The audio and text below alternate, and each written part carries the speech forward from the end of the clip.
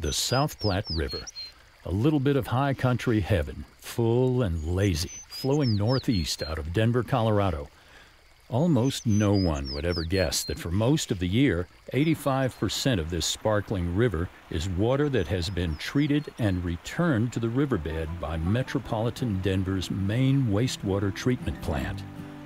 Things were a little different in 1846 when explorer Francis Parkman first saw the South Platte.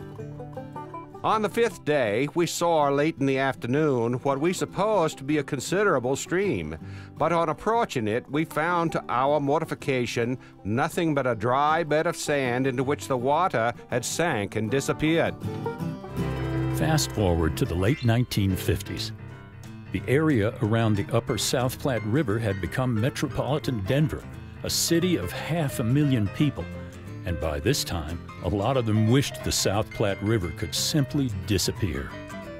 After undergoing primary treatment at the various plants, the wastewater from the entire metropolitan area, from all the sewers of Denver and its suburbs, was being returned to the South Platte, cleaner than sewage, but not as clean as it could be.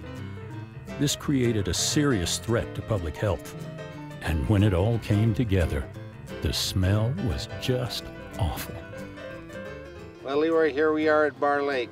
Remember growing up in the 50s and 60s when we couldn't even go outside because it smelled so bad? Yeah, I remember, Joe. It was terrible.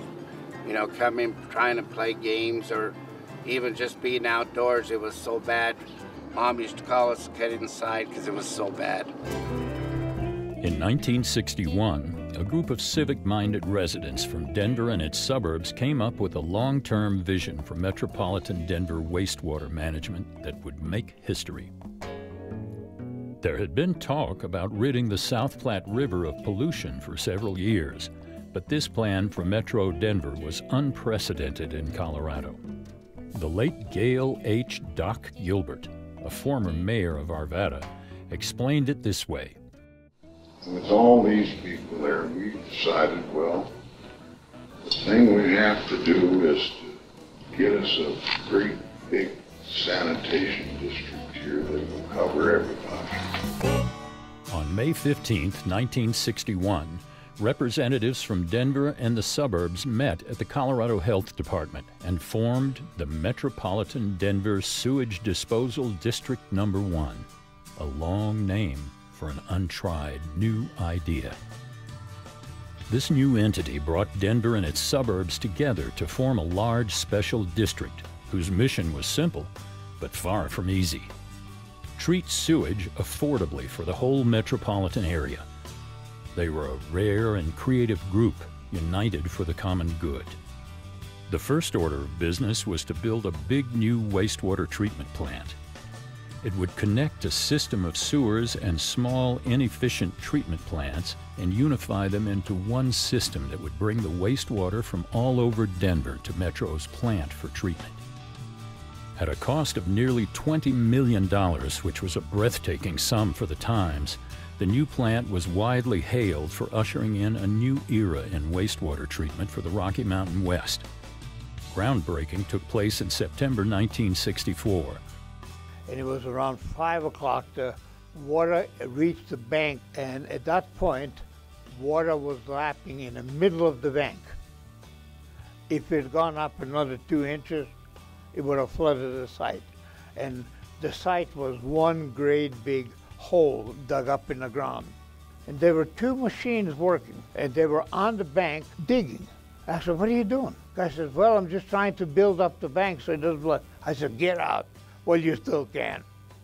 And the same guy, the second one, was the same thing. The water never passed that point. It never came up those extra 2 inches. By late 1966, limited treatment trials were underway.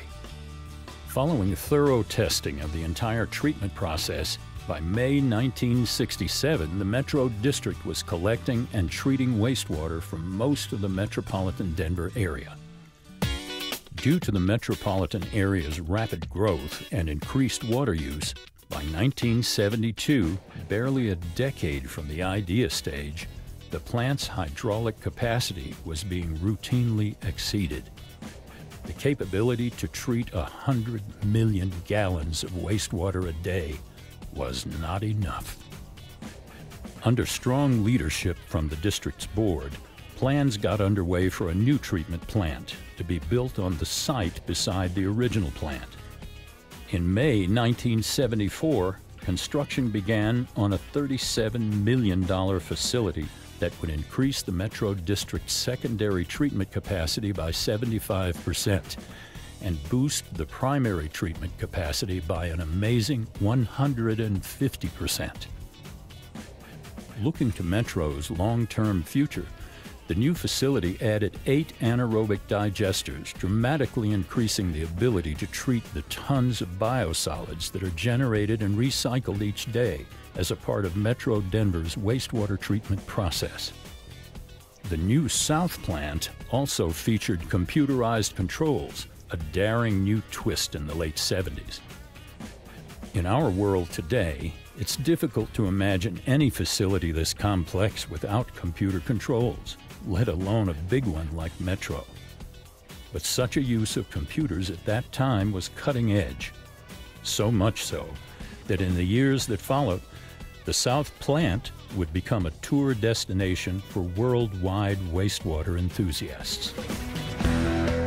The Metro District pushed hard in the late 1970s and 80s to solve its solids management problems.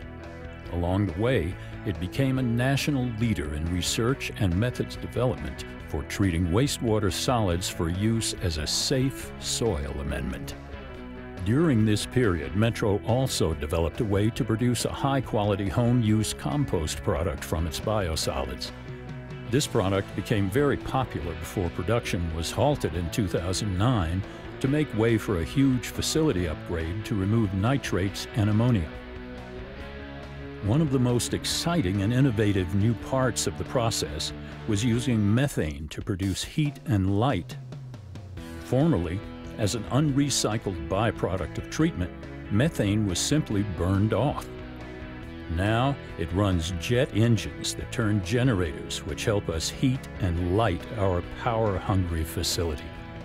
As the 80s came to a close, the South Platte was not the same river it was in the late 50s. New dechlorination facilities and a treatment upgrade to reduce ammonia improved the quality of the water in the river, making it a better place for recreation, domestic and industrial water supply, and for the fish to live and to thrive. But no words are needed to convey the transformation of the river and its environment for all of us. The 1990s was a period of consolidating gains and optimizing operations. Under District Manager Bob Height's leadership, the district became adept at using science to guide decisions and gained national recognition for the improvements made to the South Platte River. With a new approach came a new name. Somehow the old idea of being a sewage disposal district just didn't fit with what really takes place here. The Metro Wastewater Reclamation District. The new name reflects a genuine change in view of Metro's mission. Now is the time for water reclamation and best use of the byproducts. Metro employees have flexed their muscles and showed their expertise, racking up years of perfect operational performance. They earned national recognition across the spectrum of the complex treatment process. With science as our guide, planning studies showed that a massive construction program extending well into the early 21st century was going to be required. In 2011, the $67 million North Secondary Improvements Project was completed, a year earlier than the forecasters had predicted, and smack dab in the middle of the district's 50th anniversary year. And right on its heels, the South Secondary Improvements Project will join the North to remove even more nitrates and ammonia from the now thriving South Platte. As Metro begins its second 50 years, preparations are underway to build our first satellite treatment plant. Situated just north of Brighton, Colorado, this highly sophisticated 24 million gallon a day treatment plant will carry on Metro's tradition of protecting public health and the environment at a price the ratepayers can afford. Well, Leroy, it's been wonderful working here at the district for 40 years together. You bet, Joe, and I'm sure glad that we played a big part in cleaning up the river and getting rid of that big stink in Bar Lake.